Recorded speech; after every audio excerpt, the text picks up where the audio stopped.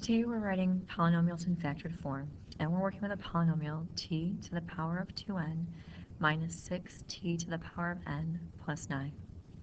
When you're factoring your polynomials, you always want to look to see, is there a common factor you can divide out from every single term? And looking at our polynomial here, we see that's not the case.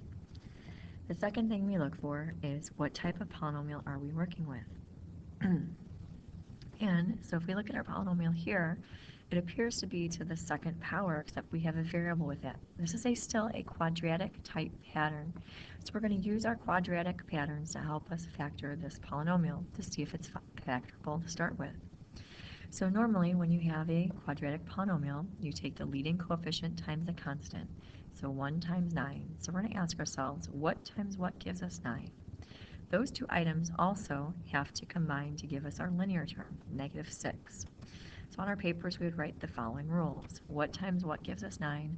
What plus what gives us negative 6?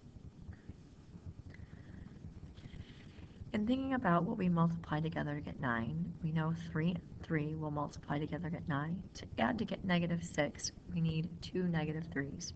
Negative 3 times negative 3 is also positive 9. So we're going to use a negative 3 and write our polynomial in 4 terms. So we have t to the power of 2n minus 3 to the t power of n minus 3t power of n plus 9. Again, the reason why we want 4 terms is so we can break them into pairs and divide out like terms that they have. So looking at the first pair here, we see they both have t to the power of n that we can divide out.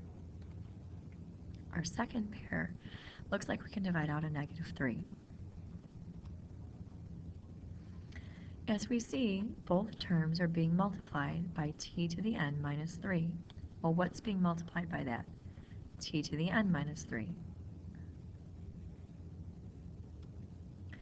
So again, we want to put this in factored form, most simplified format. If we notice, these two factors are exactly the same. So instead of writing them twice, we could write them once using our exponent, t to the power of n minus 3 squared.